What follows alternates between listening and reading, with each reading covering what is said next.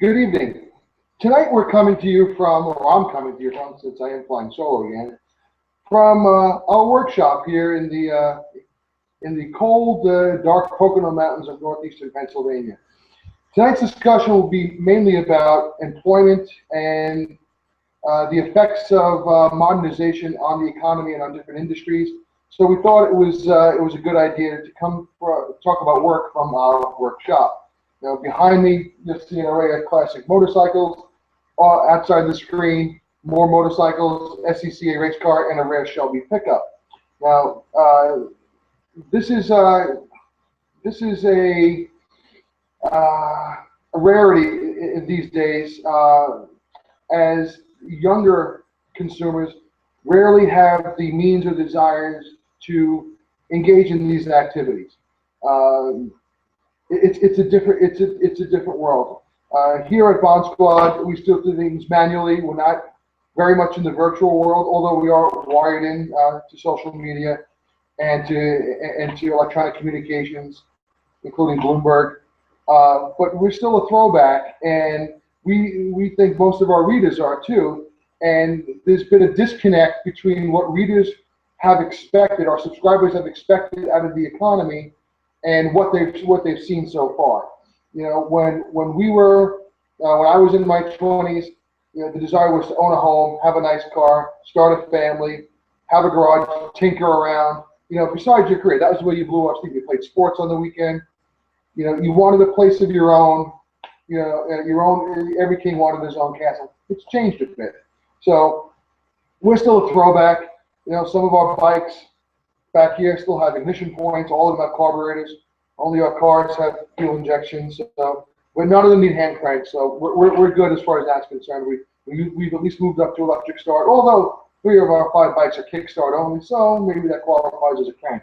You know, sometimes I qualify as a crank. So that being said, again, it seems like it was only 4 weeks ago, or it was, that we had non-farm payrolls. Well, Friday is non-farm payrolls day, and we have to admit that this is probably the least anticipated non-farm payrolls report in quite a long time. It seems that there's no mystery about it. ADP printed out 230,000 new private sector jobs today. The street consensus for Friday is 230,000 jobs. We're thinking somewhere in the 225 range. 5,000 difference would be noise, so count us among the consensus opinion, I guess. But it's not job growth that's really in question. It's wage growth. And there were some interesting comments today that we'd like to read after today's ADP report, because it seems that there's still some sort of disconnect out there.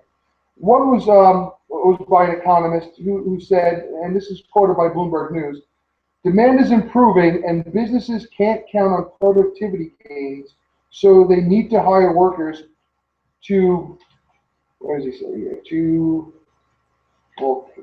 meet stronger demand. We don't necessarily agree with that. Yes, they hired more workers. Yes, hiring was across the broad economy. We saw construction jobs gain, manufacturing jobs gain, service sector jobs gain, but it's not because they're running out of productivity methods. Sorry, I disagree. The Bond Squad official opinion disagrees with that. Right now, workers are a cheaper option than productivity gains through technology. That might not always be the case, and probably won't be the case.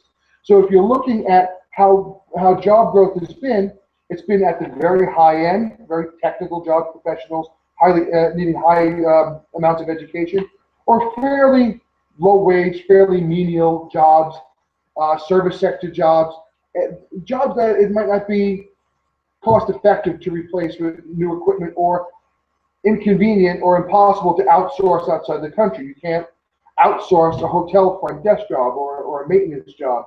You might be able to automate some of that, you know, especially the restaurant industry, but you can't really outsource that. So, you know, I think that economists and some market participants are using antiquated relationships between hiring, wage growth, and productivity.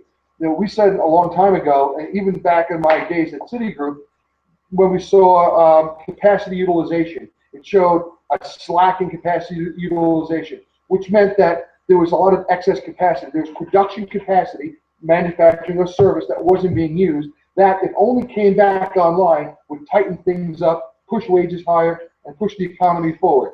So our opinion was that it wasn't so much that the capacity was excess or surplus, it was more superfluous, unneeded capacity. And there was a comment today by Mark Zandi from Moody's Analytics, who helps produce the ADP report. And Zandi is one of our favorite guys to watch. He's very bright. But there's something he said, and it still shows that it's not, that the thinking is still, in my opinion, and Bond Squad's opinion, antiquated. He says, the job market is steadily picking up pace. The job market will soon be tight enough to support a meaningful acceleration in wage growth.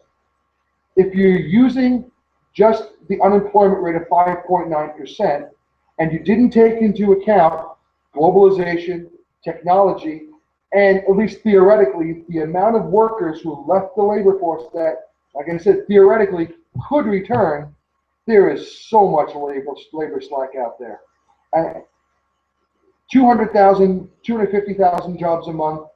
You will probably, with the rate that global workers and technology are coming online, it would take a long time to, in our opinion anyway, in Bond Squad's opinion, to tighten the labor market to see meaningful wage growth. This is not to say that wages won't grow. This is not to say that it might even outpace inflation by a small amount. But we don't think that the labor market is getting tight enough to where companies will be tripping over each other trying to hire the next worker. Now, there are certain industries where that is the case, and it's in professions that might have fallen out of favor, as every good parent wanted their kids to go to college. And we'll show you an example of something. This here is a seat pan for a motorcycle. This was welded. This was welded by me. If I was better at this, I could be paid a six-figure salary just for welding these pieces of metal together. There is a shortage of welders. There are no shortage of English lit majors, of music majors, of art history majors, most of the liberal arts. They're very intelligent, and they're probably very good people and hard workers, but they don't have the right skills. They might even not even have the right aptitude, and that's what's missing from this. People say the president was on TV today, Congress people are on, the Fed officials are on, saying if only these people had different or better training. What they're missing is aptitude. As the economy, the global economy becomes more technical, more specialized, fewer and fewer people have the aptitude to perform certain jobs. So if you cannot find enough people with that aptitude, you start to look for ways to make the people who do have that aptitude more productive.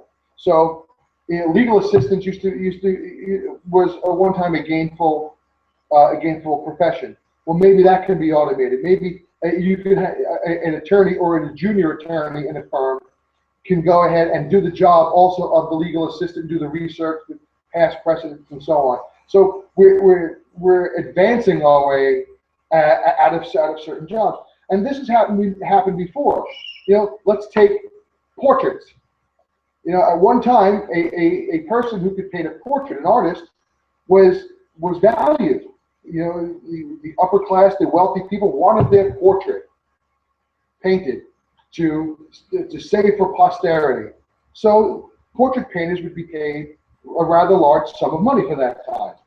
Then the photograph came. Matthew Brady.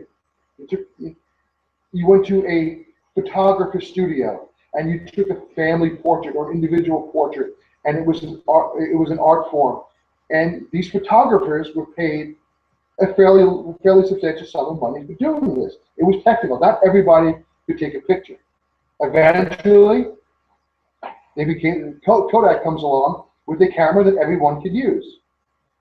put a lot of these photographers out of business, or at least curtailed their business. Now, you want to take a picture of your family, you can take a picture at home. But there's still a job for the developers, right? For a while, then, about 10 years ago, digital cameras became popular. Now, you don't need the developer. And you don't need to mail that photograph. You can email it. You can post it on Facebook or Twitter. Technology moves on, and these jobs are no longer needed. So these people have to work in some occupation, right? So what happens is they fill in the gaps where it was. So now we see a situation where to even do a fairly low-skilled service job, you'll often see college experience or degrees in the job requirements. Why? Well, because they can ask for it. The job market's that thin. So the big question this week isn't so much jobs. Yeah, we'll probably print over 200,000 jobs, 200, 250. We're saying 225. We can all yawn if that happens. The thing is going to be wage growth. And sorry, the Bond Squad does not see appreciable upward pressure on wages. Now, this is not a bearish view of the economy. If wages aren't going up, but inflation is not going up, then the standard of living doesn't decline. In fact, because we see disinflation or deflation in consumer electronics, and now we're seeing it in energy and fuel, it actually starts to adjust. And to see these adjustments in prices as demand maybe was overestimated and supply was underestimated is actually a good thing, because the economy is reaching an equilibrium. And as we said ad nauseum for the past at least 6 months, this is probably the recovered economy. We're going to see growth progress incrementally, probably run in the 3% range, which is, by the way, the 238-year since 1776 historical average thereabouts. I think it's 3.2 to be exact. All right, so we just printed a 3.5 because of trade deficit numbers and such, and most economists are revising their Q3 estimates down to 3.2. We're probably going to print between 2.8 and 3 by most estimates. We think it'll be in the high 2s. Next year, the projection via the Bloomberg survey of economists puts GDP for the year around 3. So we're pretty much recovered. Now, the argument is, but look at all the stimulus the Fed is still pumping in with the zero interest rate and holding the balance sheet where it is. That's normal now. That's almost neutral. Maybe it's somewhat stimulative, but it's not extraordinary stimulative given this new dynamic in the economy. So this week, we're not looking for a surprise in either direction as far as job growth is concerned, but we're looking for signs that wages might be pushed higher. Because only when wages start to push higher, or if wages are pushed higher, will we see an increase, we think, in inflation. We're not getting it from currency devaluation, the dollar strengthening. Japan just went beyond all in on quantitative easing. They had their sovereign pension fund move their equity allocation to 50%. By the way, a lot of that's going to be foreign, mostly U.S. equities, from what we've heard. Which helps strengthen the dollar, weakens the yen, which they want. But they're dealing with a structural problem. They have a declining population. They're not a spending economy. They're more of a live comfortably mindset. Same as Europe. There are structural problems. The Bank of Japan, the ECB, they're not going to be able to solve the problems by just turning open the spigot. Japan has no more spigots to turn open. I mean, what else can Japan do? It can't.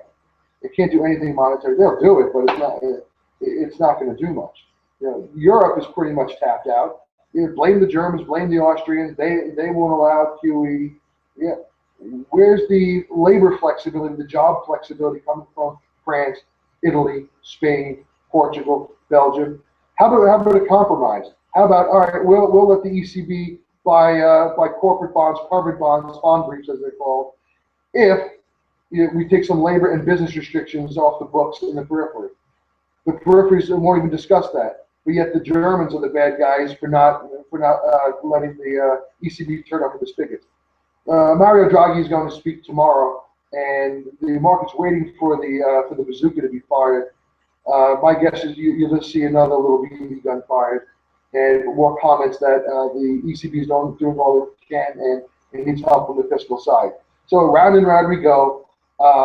Like I said, we're not bearish on the economy. We do think it goes forward. We think wage growth happens, but at a slower pace. Inflation happens at a slower pace.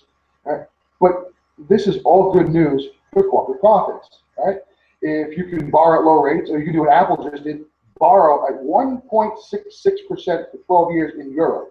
Right? It's borrowing cheaper in euros than the U.S. Treasury can borrow in dollars. They say, all right, that's euros, and they have to convert back. All right, but they're borrowing in a depreciating currency, but they get paid mostly in dollars, right? When distributors overseas buy iPhones and iPods from Apple, Apple gets paid in dollars. So they get paid in a strong currency, and they get to pay in a weakening currency, one that's worth less. So there's a currency arbitrage going on that helps Apple's bottom line. They expect more companies to do this. Companies can borrow at extremely low rates. They have a tremendous amount of labor flexibility. Now industrials are seeing energy prices fall. And this is big because not only are their direct energy prices falling, we're also seeing energy that's used to generate electricity start to come down because of slacking global demand and increased production. This is a big boon for business. The difference is that the relationship between business growth and GDP and household wealth, as far as incomes, has broken down. It's not good, it's not bad, it's different. The economy is different. Consumer taste is different. I was writing the other day, just writing notes saying that we are now in the small ticket economy. No big ticket items. It's not a status symbol to have the biggest new SUV or to have the 4,000 square foot McMansion. It's a status symbol to have the latest iPhone, to have the latest tablet, to have the latest gadget. That's the status symbol now. That shows you made it. All right? Those items, one, they're less durable. They don't last 3 years. They're obsolete by 3 years. They might work, but they're obsolete. A durable good is a good that lasts 3 years before being replaced. They'll get constant turnover, and that's where their disposable income is going. People keep saying rents are going up. They're going to start buying soon. They're not buying soon. They see a house as an albatross, as a leak that needs to be repaired, a water heater that needs to be fixed, a lawn that needs to be mowed. So they'll pay higher rents to get the amenity-filled apartment wired for internet or whatever disposable income they have, which is less because of the higher rents and the student loans they get. They'll buy an iPod or an iPhone or a tablet or maybe even a laptop that I'm using to bring you the broadcast, which I'm making comebacks now. It's a different case among consumers. You know, where did the blacksmiths go? Right? They're not there. How many passenger railroads still exist? Amtrak. That's it. Time marches on. Technology changes. You don't need these other jobs. But it's not, like I said, it's not bad. As long as costs rise in line with incomes, it should all work out. The people who are inconvenienced are retirees, unfortunately, people on fixed incomes, because their lifestyles were planned or generated in different times, and now they rely on the higher rates of return to survive. That's probably not going to happen, not to the way that is expected. And the equity market is not going to go double digits every year, right? It'll keep going higher because of efficiencies, because of lower cost. But 10, 20, 30%, no, that's going to be real difficult on a consistent basis. What's going to happen, though, and this is good news for some savers, new Fed rules come into play next year for the banks. And they're going to need to hold more Tier 1 capital. Well, what's Tier 1 capital? Well, it could be equities, common or preferred. There's also deposits. It's time deposits like CDs and demand deposits like checking and savings accounts. For smaller banks, they cannot easily tap the equity market. So what they're going to do, in my estimation, is juice their CD rates a bit.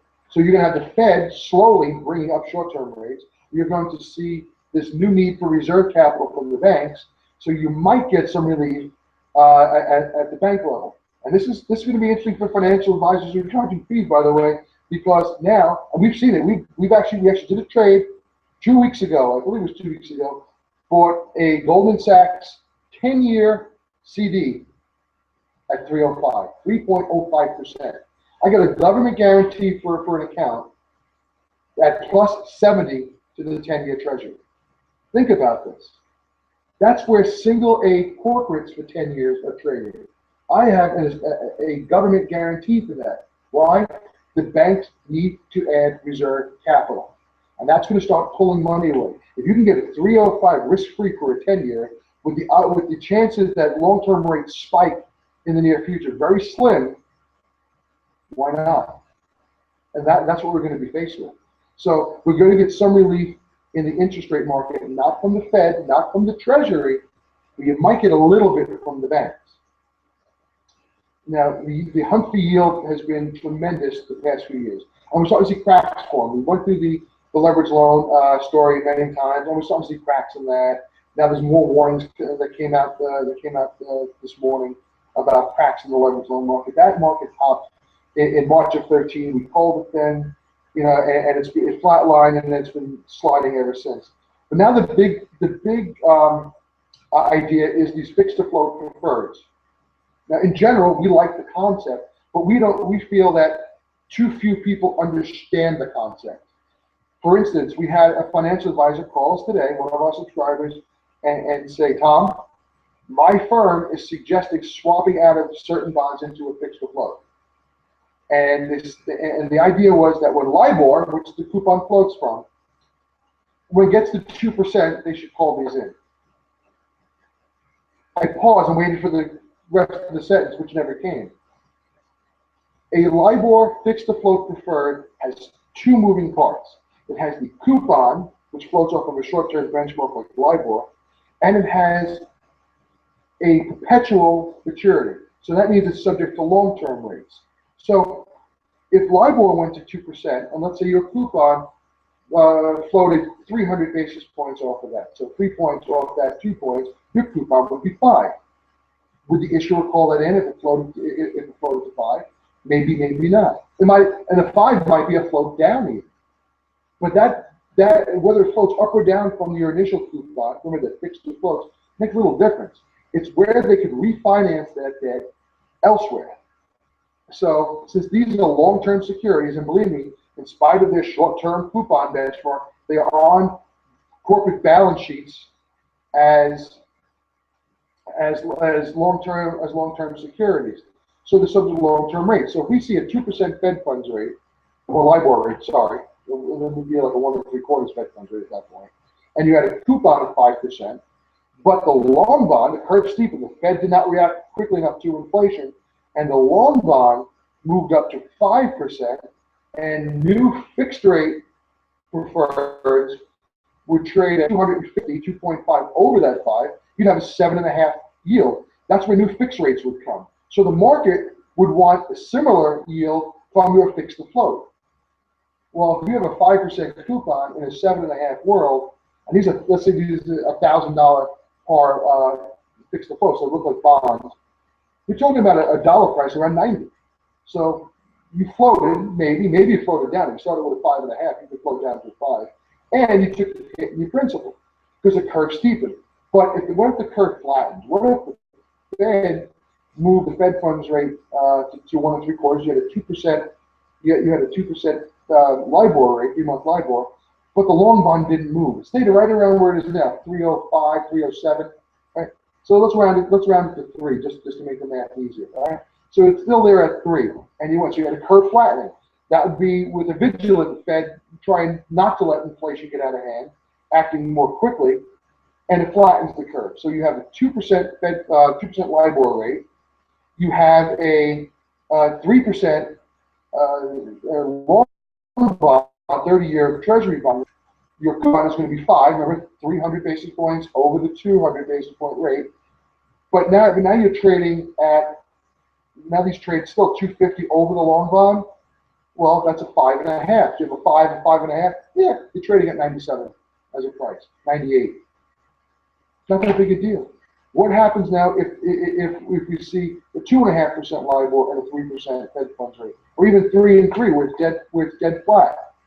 Well, your coupon, in theory, could be higher then the trading, then when new bonds or new preferreds could come, at that point you would get called. Because if a company is faced with giving you a 5.5 coupon, or it can call you in, issue a new bond at 5 or 4.5 or something like that, it's going to do it, right? Call features are always in favor of the issuer. When you don't want it to be called, the issuer does want it to be called, because the financing is in your favor. You're going to get a higher rate based either absolutely or based on where they can be refinanced. When you want them to call in, they leave it outstanding. So if you get a steepening yield curve, a fixed to float doesn't work very well, right? If you have a flattening yield curve, they work much better. An inverted curve, they're probably called in if they're eligible to be called at the time. Now, that 300 basis point, and that's our opinion, by the way, if you're going to do a fixed to float, you want at least a 300 basis point spread over LIBOR, all right? So that's to cushion you. You don't need the curve to get really flat before it's called. And more importantly, if the curve steepens, it has to steepen a lot before you're negatively impacted price-wise. You know, a few years back, we had advisors who said, Tom, why don't I just buy this one with 50 or 75 over 3-month LIBOR? And I said, okay, why do you want to do that? And they said, well, it's trading at a big discount. I said, trading at a big discount because when it floats, it's not going to float very high. It's tied to LIBOR. And if the curve just stays even modestly or moderately positively sloped, what's going to happen is that this is going to get hammered out there. So you want that spread. Just remember, and I know they've taught this to new financial advisors that floaters always trade near par. That is baloney. It depends on the coupon spread, what the coupon benchmark is, what the final maturity is. We have to keep that in mind. We wrote a report about 3 weeks ago explaining bond duration, convexity, fixed to floats. Our subscribers received that about 3 weekends ago. We encourage you to revisit that. The archives are on our website, as are the link to our archives on these videos. Please go through that before you pull the trigger on any investment idea. You know, there are a lot of good ideas out there. And the idea for the swap, by the way, to be fair from this firm, was a good idea, you know, if you understood the rest of the curve and you understood how they work. We like these securities for some accounts, all right? So you have to understand how they work. And before I go, I did neglect to give our disclaimer. Our advisory is done through Private Advisor Group, a registered investment advisor, and which is a separate entity from our firm, WS&M Bond Squad, located at 907 Main Street in Stroudsburg. Please, if you have any questions, give us a call during market hours at 570-424-1555. And you can always drop me an email, thomas.byrne, B-Y-R-N-E, at WS, the word and, so that's Whiskey Sierra, the word and, M as in Mike.com. And with that, we wish everyone have a good night, stay warm, and let's see what happens on Friday with non-farm payrolls. Have a good night. Thank you.